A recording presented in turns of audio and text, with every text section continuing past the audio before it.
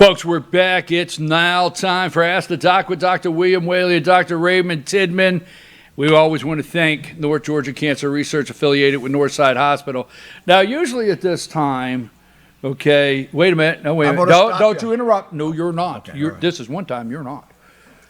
Okay, usually, wait a minute. I'm going somewhere here. All right. Usually at this time, okay, they bring out they all put on sombreros or something, and everybody circles your table and brings cake with a candle and sings happy birthday. But that's not going to happen here. No, please. Okay.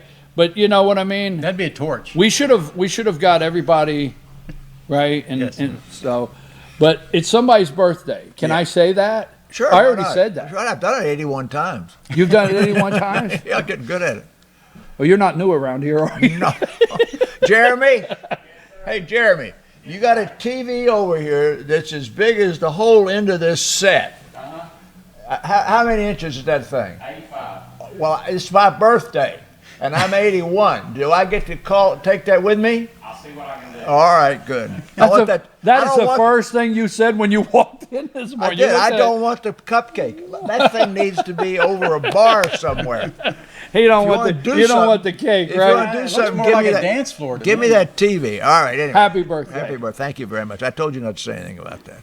Did you tell me that? I did, yeah. Did you? It's a beautiful day in North Georgia. It's raining like crazy, and Well, I'm gonna tell all. This is a tell all segment. all right, go ahead. Because I just got a phone call a minute ago and said you better wish Dr. Whaley a happy birthday. So not only did I know it was your birthday, I actually got a call saying it better happen. That must have been from your wife. I'm not telling you who that was from. All right, so let's go to work. Moving right along, Dr. William Whaley, All right, Dr. all right. Raymond Let me tell you what we got here.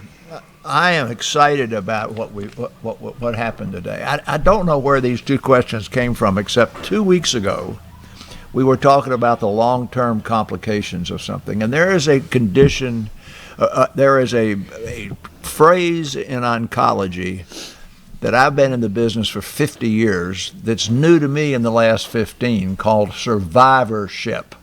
And it's the thought that there's so many people that have survived cancer, and then the long-term effects, and then how you watch for those. So this first question here says, my husband, well written too, I might add, is a strong 55-year-old man with no medical issues, and he runs 20 miles a week. He is a cancer survivor of stage 3 rectal cancer 10 years ago. He must have a family history because he had that at 45. Successfully treated at Northside Hospital with surgery that followed radiation treatment and some chemo where he wore a pump. He had regular tests and scans for 5 years and regular annual visits until 10 years without a recurrence. He now has male performance issues, and his PCP has diagnosed testosterone deficiency and tells him it's a long-term result of his cancer treatments. What do you think? Do you think he's lost interest, and can he be helped? Well, I think Ray's well positioned to comment on this in a minute. Put up that first thing, would you? And while she's putting that up, let me say this. Over the years that we've done this, I've learned one or two things I hope here. so. Yes. But what I have learned is everything you need, both of you, when you're getting a question, everything you need to provide the answer. And this is a well-written question. It has age, and it has everything you need in here. Right. Let me go first and say the guy was young. Right. So he may have a positive family history. Second, that's obviously healthy. When I say healthy, he's able to run. Well, there's nothing wrong with him. Right. He just had cancer 10 years ago. What? How many years ago was it? It said 10 years ago. All right. No, it was for 10 years he was followed with it. 10 years ago. All right. So he was treated with the state-of-the-art treatment we would be using today. He's got to have had positive lymph nodes. He took a lot of chemotherapy. He got radiation therapy, and he's in great shape now. Put up that first slide. This is every time you see one of those, you know something's on the rise, right? Yes. Like back here when we were talking about COVID, there were 40 cases in Fannin County. Now there are 2,000. This is the number of long-term cancer survivors every year. So what we're doing with cancer treatment, you see that number? So right now the number is 29 million, and you're going to have 45 million in another 10 years. Okay, you can bring that thing down. What that says is we're doing so good at treating cancer that people are having long-term surviving that they didn't really have 30 years ago. I mean, this is new. And so the issue of the type of cancer he had, the type of treatment he had, would have had an 85% death rate or 95% death rate by surgery alone 40 years ago. So now most of those people in that age group are being cured. And so you do have this long-term accumulation of things that might happen with various forms of treatment. Put up that next one. It won't be up there very long. But this is talking just about breast cancer. But it says the endocrine therapy of patients with breast cancer, the long-term effects of endocrine therapy. And we're going to come into this back here in just a minute. Pull that thing down here. But what happens when you get this radiation in your lower abdomen here, and you have surgery in your lower abdomen? You can do a couple of things. One, the radiation can, over long term, sort of kill off the testicular function, or the surgery can affect the blood supply to the gonads there and lower testicular function. But more importantly, 30 to 45% of men, when they hit age 50, begin to have performance issues anyway, who have not had any surgery for cancer or radiation. All right, throw that next one up there. So the articles such as this, the risk of failure after radiation therapy for rectal cancer, a prospective cohort study, pull that thing down. The science of studying this is relatively new in the last 20 years. And I mean, in the next question, we're going to come to a whole new field of oncology. But what this says is that there is a whole group of research and mechanisms for following people to predict what type of problems they might have from various types of cancer therapy. It's crystal clear. This guy went to his PCP for his annual exam. And okay, Ray, he came in. Where are you going from here? Because now we know he's got testicular function, but he came in there complaining of performance. Yeah. When you get to that second part of your answer, will you address whether in his survivor state his surveillance for colon cancer changes going forward? So he, as you noted, he's a man who is in that age group where their testicular function starts going down anyway. He's probably had some injury to his gonads from his treatment. Oh, no doubt about that. So the question for men, unlike women, men don't have overt hypogonadal symptoms. You know, they don't have the hot flashes and the mood changes and all the stuff that makes ladies miserable. They just get sullen and withdrawn, and they lose their sex drive, and sometimes their performance and their ego goes down. So for men, that was what she asked. That's the very thing she asked about. Is he losing interest? See, that's the ego thing. I don't think that he's not losing interest. He's scared of his performance. He's scared. Yeah. So many times the wife will bring the husband in and say, "This is not the man I married. You know, something's wrong here." And the guy's like, "Well, I don't know what's wrong. You know, it's life for me." But so they are living with a condition that they need not. The other thing I like to look at is if you've got parents that live past your current age, you have a window into the future because you saw them live like they are.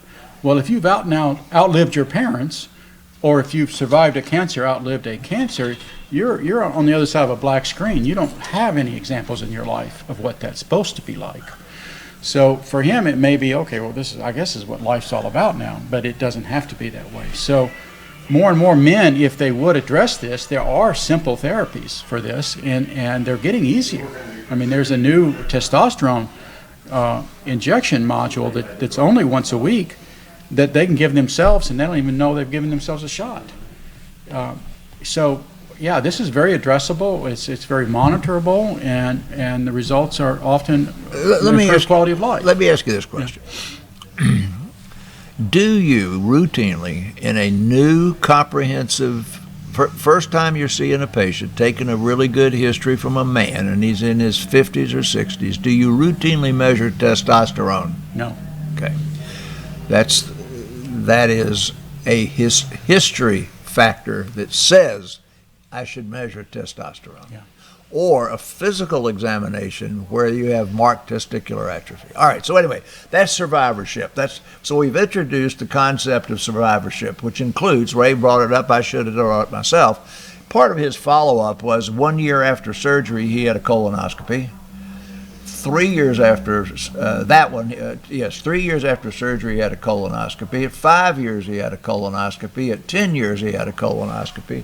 But they took care of all that. She said he was regularly getting follow-up. And at 10 years, they turned him back over to the general medical population, and that's where he is now today. Now, do you have any questions about that? No, I do not. All right, okay, because the next one introduces this concept to a little bit different degree. And I have a patient wait a minute, I can ask you this question now. This question we've answered for the last 5 years on this program. When do you know you're cured of cancer? You remember the answer? When you die. Of something else. When you die of something else. When you die of something else. I knew the second part. When you die of something else. Because it's so long. Okay, my daughter had treatment for Hodgkin's disease with chemo and radiation therapy 7 years ago and is having no problems. She is 38 years old and had all of her children that she wanted before she had cancer. She goes for regular follow-up visits, and the oncologist has now mentioned sending her to see an oncocardiologist. Oncocardiologist. That's a new word for you, BKP. Yes. I'm looking at that, and I like what comes afterwards. Aren't you glad that I pronounced it for you? Oncocardiologist. All right. A lot of vowels there. I like that. What is that? That's where I'm at. Well, you also like I pronounced it for you, right? Okay, what is that, and what do you think she should do? All right. Well, I'm with her. What is that? All right. Well, I'm gonna hit on something else first. Put up that next one. Because in all the years we've done this, I've never heard that. I understand. I told you this is a new field called survivorship. All right.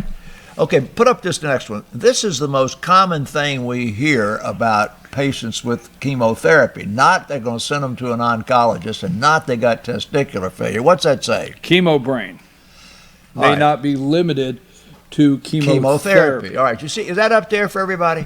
Okay, you can pull it down now. There's not anybody who's ever gone through cancer treatment with aggressive cancer treatment. If you did a lumpectomy or took a little skin cancer off something, but once they get into major treatment with chemotherapy, hormones, radiation, everything, these targeted therapies I've talked about, genetic therapies, people talk about chemo brain, and there really is some degree of psychological or objective mental change during chemotherapy, radiation, and everything else.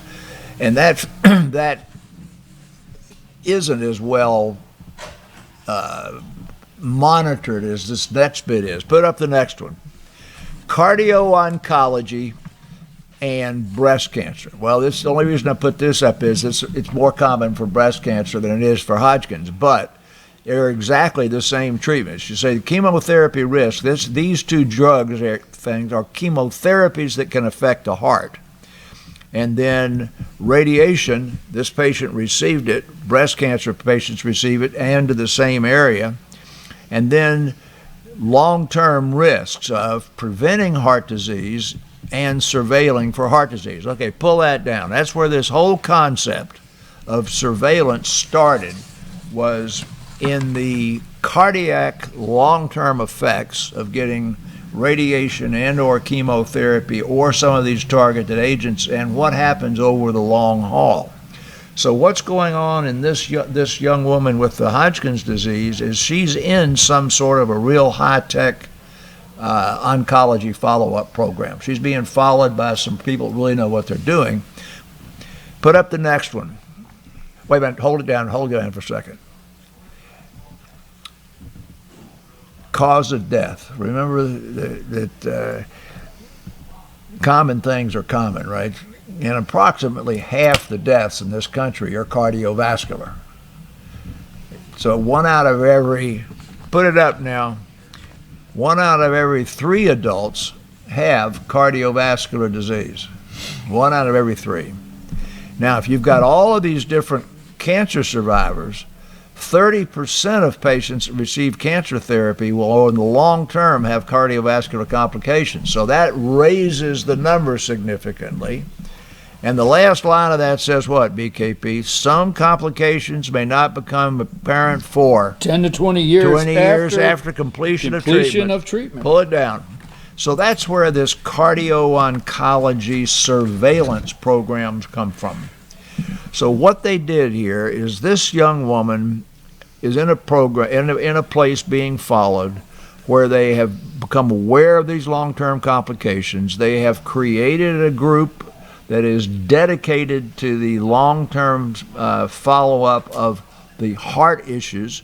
This young woman, she's already had all of her kids. I think they told us that, so she doesn't have to worry about fertility. And she hasn't said anything about her lungs. So basically what they're saying is, we would like for you to be followed by a heart specialist, probably have an echocardiogram, take a pretty thorough history. He's going to tell you how important it's going to be to maintain your blood pressure, cholesterol, and get on an exercise program. But every year or two, and then maybe every 2 or 3 years, he's going to probably want to see you back to help you know if you're developing something that can be prevented. So that then has created, now remember, this is all after the event. Put up the next one, it'll be up just a second. This is all brand new. So now this is the European Society of Medical Oncology. This is the American College of Cardiology and the American Society of Clinical Oncology. All have gotten together, and what's that say? A baseline comprehensive cardio-oncology risk assessment is recommended before treatment starts or during the early portions of treatment. Pull that down. So what we did today is both of these questions address the idea of how do you follow the long-term effects of cancer treatment, how do you protect patients from the long-term effects. But you got to always remember, we're not treating athlete's foot here. We're treating cancer. These patients are long-term cancer survivors. Now, whose care are they in when they get through this business, this start-off business? Primary care doctor. So now they have to cooperate with one another now, don't they? All right, Ray, take it and run with it. Well, the things that are there's a dividing line in my mind of how we deal with this. Our profession looks at the different things that take people out, how you can monitor them or pick them up, and how often you need to do that monitoring. Okay, and there's a lot of science and study that has to go into that. My analogy is that if termites can chew a house up in 5 years, having your house checked for termites every 5 years is not going to do the job. Right? So what I try to get my patients to understand is their own body and what they're at risk for. So Bill's talking about, well, somebody's going to go into a certain kind of cancer treatment and it has certain known organs that it attacks or it hurts. We need to get a baseline, and then we need to know how often to check that baseline going forward for how many every years. And that's as we get into more survivorship with cancers, lots more people are going to be surviving cancers. We got to get a lot more information out there.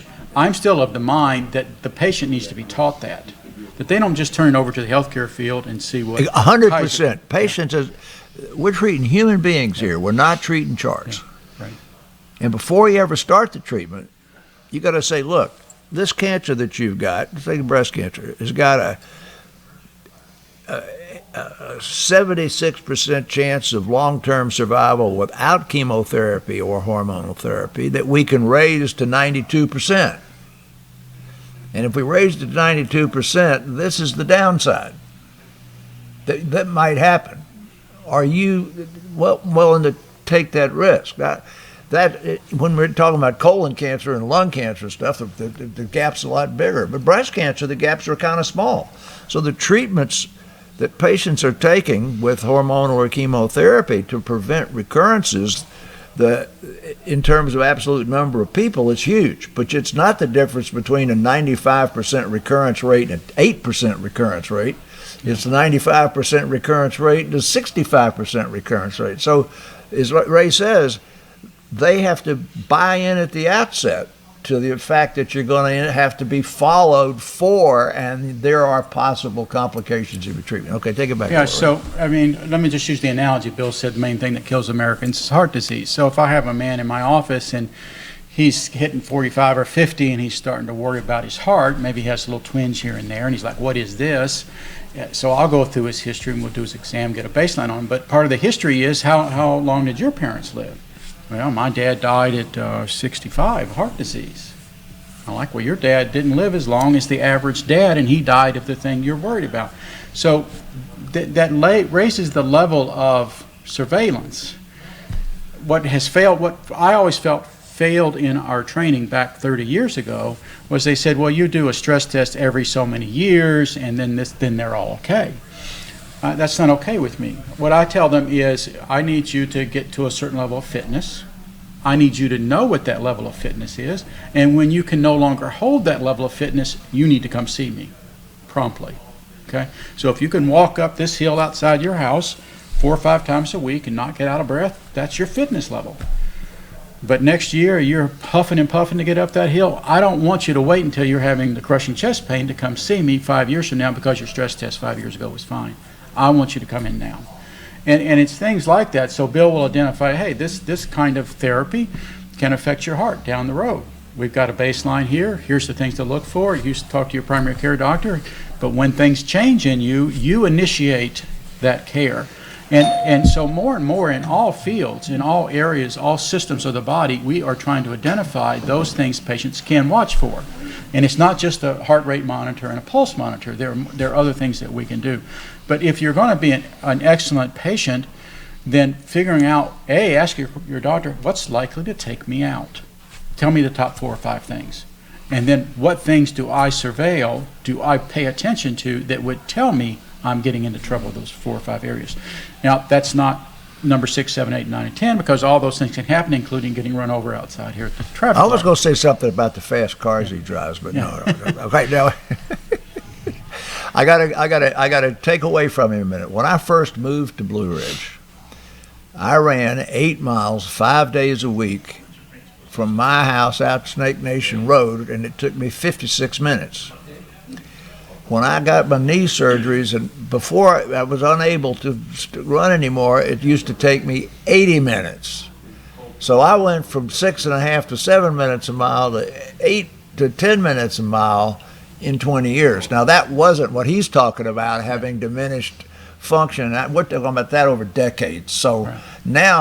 Now, when I'm out there trying to do the miles, if I can get to 14 minutes a mile, I feel pretty lucky at 81 years old. Well, no, that's interesting you say that. Yeah, I'm glad you brought it up, because that's a very important point. I mean, there's no humor in this. I tell my guys, look, I think there's a part of our brains where we're always 20 years old. And so you jump on that bicycle and you think you can ride 5 miles at 20 miles an hour because you did it when you were 20. That ain't happening when you're 70. Okay? But your brain will tell you that. So I'm not talking about the slow, gradual stuff. I'm talking about, right. In the last few months, I'm really struggling here. There you go. So. Last few months or last year. Well, okay, I will use my dad. My dad would always say, let's see, what would he say about me? I'll leave some things he'd say about me out. What my dad would always say about me, he'd say, that Brian, when he goes to do something, he goes like fighting fire. He goes like fighting fire all the time. So I enjoyed that. It's one of the great memories. So, but I do that no matter at my age, no matter what I go to do. It's like Dad said, I go at it like fighting fire, and then I'm reminded very quickly. Your body tells you. Yeah, something says really quickly, you need to Why is that? back down the fighting fire. All right. Okay. So now we gotten into surveillance for cancer and early diagnosis, and Ray forgot to say that those things that take you out include getting the PSA and the colonoscopy and everything like that. But we were trying. You do need to know. I'm going to say it in front of all of them out there. I've done all that. Yeah, I know, because Okay. your primary care physician. Well, I really can't sit Can't here. say much. I don't get much of a chance. He's bad out of luck. Okay, look, I've got to do this because I get. You don't know how many phone calls I get a week, or stop me in the Ingalls and say, Dr. Whaley, I got one of the hospice directors from down in Jasper sent me a note this week. I think she knew it was my birthday. Says, I watch this program every week with my staff. So they have a Friday morning staff meeting down in Jasper, and they stop and watch this program. It's a one day a week meeting, and they watch the whole thing. And so this is for you. Okay, this is today's numbers right here. These are national numbers. About COVID cases, and I want to get into vaccines in just a minute. But what does that say right there? 36% down. Mm-hmm. There have been 27 million cases in the United States, right? As of February 10th. 27.3 million cases, right. And we had 473,000 deaths. That's this week. Right. Now, but the case rate's down 36% this week. The death rate's down 22% this week. Hospitalization rate's down 27% this week. Same thing's true in Georgia. So right now, 473,000 Americans have died. Back when we started, you remember they were saying it's going to be 1.5 to 2 million. Dr. Whaley said it's going to be 150,000 to 300,000. So I'm wrong already by at least 50%, and it ain't over yet. So the fact that they're all going down doesn't mean this business is over yet. So Georgia's rate, we've had 13,000 deaths in Georgia. That's a lot of deaths. We've had 57 deaths in Fannin County. Remember when we were saying we've had 19 cases? And it was at 19 cases for weeks and weeks, and then it was 23 cases. There are almost 2,000 cases in Fannin County now. But what's encouraging is this week's positivity rate on the PCR testing in Georgia is 10.4%. Mm-hmm. It was 17% 4 weeks ago, remember? Right. 4 weeks ago, then it was 15. And we went that under 14. Even in New York State, if it goes down to under 10, you're going to be able to go to school. So the point is that's going in the right direction. Now, right in the middle of that, you've got the issue of getting the vaccine to the people who need the vaccine. We need to be opened up. There's no doubt about the fact we need to be opened up. The CDC came out this week and says if it is 2 weeks after you've had your second dose, and I've had my second dose, and I think he's had his second dose, I've had mine 5 weeks ago, you don't have to quarantine. If you get contacted with anybody, you can be much more free. You can travel and so forth. Now, other countries haven't made that. But point is, if you've got those 2 shots and it's 2 weeks after the second shot, you can do a lot of things. Now, the question then comes out about, do we have enough vaccine? And what did you call President Baba or whatever it was on there yesterday, and he said, oh, it was a disaster when we took over. We got another couple 100,000 doses coming. Trump had contracted enough vaccine for 200 million people to get 2 doses by the end of April, and there are 260 million adults in the United States. Okay, so that would mean that probably 80% of the adults in the United States would have enough vaccine to get treated by June, by late spring. The issue is people aren't taking it. So right now it's hard to get the vaccine. I'm going to predict for you that within 2 weeks they're going to have more vaccine available, maybe 4 weeks, and not enough people taking it. If you got 260 million people, in Georgia we got 1.6 million over age 65, of which we've now immunized some 300,000 or 400,000. So if the people aren't going to go take the vaccine, then you're going to have more vaccine than you got people standing in line for it within just a few months. And as soon as that happens, they're going to open it up to everybody, not just, the 50-year-old guy with hypertension and diabetes who's not yet 65.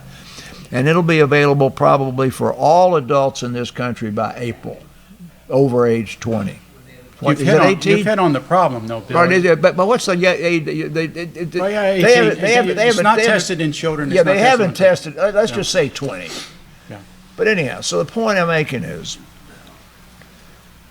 we have enough vaccine that can come just from our 2 vaccine producers we have that are now licensed in the United States. We got 3 or 4 more vaccines that are in clinical trial that we don't have to worry about. But the one thing that is everybody has been scared to death about is all these new spike proteins and these mutations. Yes, they are more infectious, and yes, the South African one is not only more infectious but probably more fatal. But if you have had 1 shot, better even 2, were you to catch that South African virus, you'd never end up in the hospital. You would then end up back like you would have had before. You're going to feel like crap for a few days. But the vaccine as we have it today, at least to our knowledge as of the middle of the month of February, is that this vaccine does give you sufficient immunity against the worst of the new ones, the London one and the South African one, that if you get it and become ill, you become ill like you've got the flu. You do not end up in the hospital. You do not end up in intensive care. So you can't say that the vaccine is, quote, not effective against the new strains.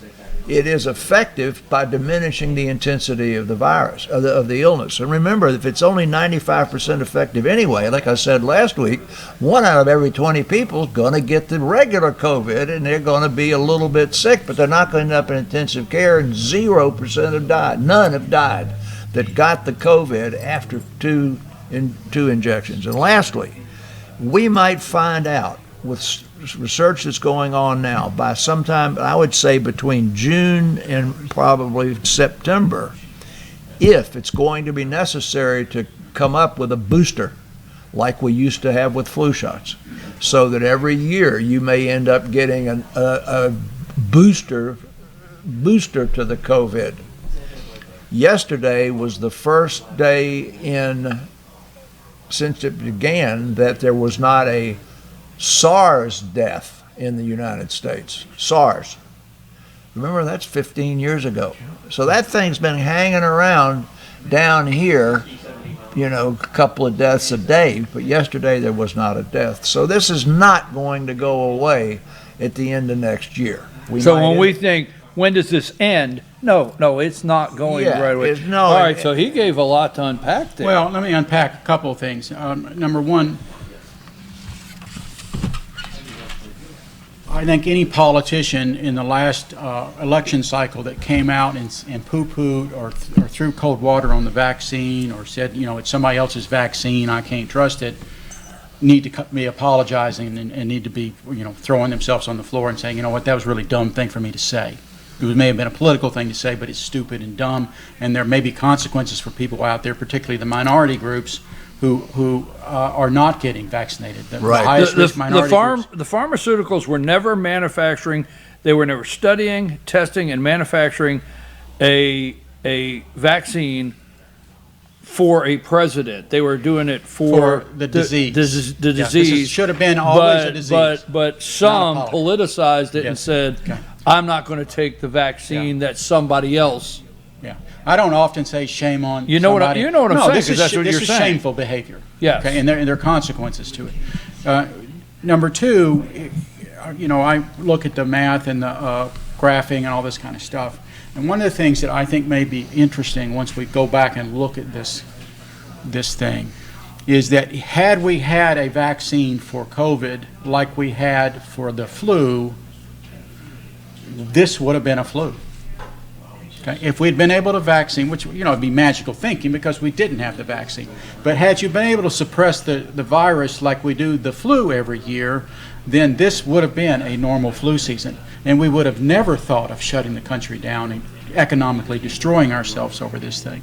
So the vaccine is incredibly important, and it's important that we get the people who are willing to take it, this is their own choice, to take it and to be reassured about it. Bill emphasizes it every week. It's something we should stay after. I have lots of patients who, are still real troubled over it. I've got patients that are over 65 that have comorbid conditions They won't take it. that are into this anti-vaccine But we also stuff. have politicians, and we have, unfortunately, medical bureaucrats talking out of both sides of their mouth. Yeah.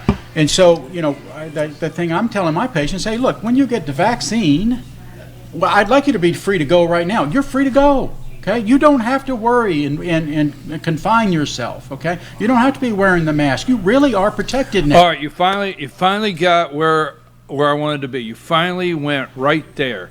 So you go and get the vaccine, and you take both doses. What use would it be to wear the mask? Well, I mean, not only that. Think about Well, this double you're message. right. Yeah, I'm I going to understand. get all over this, Wait a Bill. minute. If you are telling people, hey, take this vaccine, maybe some risk, I know you're hearing all these kind of things, and after you take it, you still got to wear a mask and you still got to run hide, why would I go get the vaccine? Okay? So if they're not going to come out and be confident about their product, people are not going to get the product. It's part of it's a sales job. So they need to stop it. They need to stop saying run hide. That never was a good solution. No. It's not part of a medical response to anything to tell people to be afraid. Stop telling people to be afraid. We talked last week about the hammer and everything's a nail. I'm sorry, CDC epidemiologists, folks. Put your hammer away. Okay? We need to go on with life now. We've got a nice product here. Let's get it in people. Let me and tell you live. why you're going to wear the mask. You're going to wear the mask, one, because the bureaucrat won't let you fly on the airplane without it, ride the bus without it. You're getting good answer. No. That's number one. Because politically, Okay, it was all right. said Yeah, we you'll may have to be follow the told to rules. wear the mask for a year. And second, when you walk into Walmart, the people there don't know you have had both vaccines. You don't know unless who's got had it, unless who's you not got a had thing on your head. So, Okay. I believe that, first of all, I don't believe in shutting the country down at all anyway. And I do believe that staying and hiding is right for the fine china until they've been vaccinated. But the idea that we're shut off, my kids can't go to public school in DeKalb County, really makes me mad when one of those kids is in the Catholic school and he's wrestling and playing football and going to class every day, and at the very next county over, they're opening up. And they're opening Fannin County. So this makes no sense. On a state-by-state basis or a county-by-county basis or whatever it is, dadgummit, open up and send the kids to school and let people go to the restaurant and sit 6 feet apart. I want to say something. I'm going to jump on you here. Who? Wrestling. Oh, that You was know how mine. absurd- You're yeah. taking Well, it. I'm Go ahead. gonna- Now go with it. You got it. We are very proud in this county. We had a freshman go to the state meet and win. Now that's an awesome wrestling event. Yes. Let me tell you how absurd these stupid rules are. In wrestling, you can wrestle somebody, Can't shake but hands. because of COVID, you can't shake hands. Can't after the shake match hands. is over. Get a little sweaty, Okay. Now- grab each other, roll them over. What thinking person can get their head around that? Okay. Okay. Number two, we talked about cancer and screening for cancer. The screening rate for colon cancer is down 86% from what it should be. 86% have not gotten their colon cancer Colonoscopy. screening in the last year like they should have. There are major consequences to this stupidity. I'm sorry. I'm just going to. Well, let's go to another level, and we got to get out. But I want to go to another level because what you just Because said. I got patients that Yeah, you start got to now. get to work. It might be your birthday, but you ain't getting a day off. You just hit exactly where I'm going because there's so many things. Okay, the young man that's a freshman and won a state title. I mean, they've got that forever now. Yeah. And so much of that was taken away That kid from needs these to be kids. doing that so the college so coaches much. can Think- see him. think that about- think he may about end the- up at Notre Dame if they let him keep Think wrestling. about the local baseball team that didn't play last year, that the kid doesn't have the wins and losses. Now, last night, I don't want to get what they call it, mask shamed or whatever, but last night we broadcast a basketball tournament of 10-year-old kids. Our company, I will guarantee you, we had, I was to say, 200 people there, and the kids were playing, and I was looking at the court, and socially what those kids needed was so great. They were getting it. Yes, they were getting it. It was so great.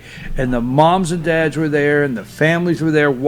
Just that side of health in itself. Do you follow what I'm saying? Yeah. It was amazing Well, last there's the night. emotional Yeah, and some maturity. kid had to do something stupid and make a foul. Well, in when the they wrong got place. done, there was a championship trophy presentation, Right. and the kids were there, and the moms But and dads were somebody taking had to pictures. fail. Somebody lost. But I was looking That's and what I they was have to thinking to do. myself, that's being taken away from kids all across this country. I got a question.